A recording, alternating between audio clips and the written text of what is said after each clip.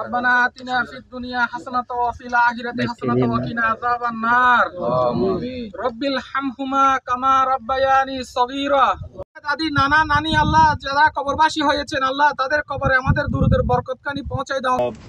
আজকে একটা ঐতিহাসিক এবং একটি মর্মান্তিক একটি দিন, সেটি হচ্ছে আপনারা জানেন যে 16 তারিখ থেকে বাংলাদেশের যে প্যাসিবাদ তৈরি হয়েছিল গত বছর, সেই 16 তারিখ একটি মর্মান্তিক দিন। যে দিনের শুরুতে আপনি জানেন শহীদ আবু সাইদ প্রথমে শহীদ হন, তার কিছুক্ষণ পরে আমরা জানতে পারলাম যে চট্টগ্রামে আমাদের সহযোদ্ধা, আমাদের ভাই শহীদ ওয়াসিম আকরাম চট্টগ্রামের প্রথম শহীদ হিসাবে তিনি শহীদ হয়েছেন। এবং তিনি শহীদ হওয়ার পূর্বে তিনি সামাজিক যোগাযোগ মাধ্যমে যে স্ট্যাটাসটি দিয়েছিলেন এবং চলে আসুন 16 শহরে, এই যে তিনি শুধু একা আসেন নাই, তিনি যে বাংলাদেশের সকল গণতান্ত্রিক মানুষকে তিনি ঐক্যবদ্ধ করে ডাক দিয়েছিলেন, কিন্তু সবাই এসেছিলেন, হয়তো অনেকে ফিরে গিয়েছিলেন, কিন্তু শহীদ ওয়াসিম আর ফিরে যেতে পারেননি, তিনি শহীদ হয়েছেন।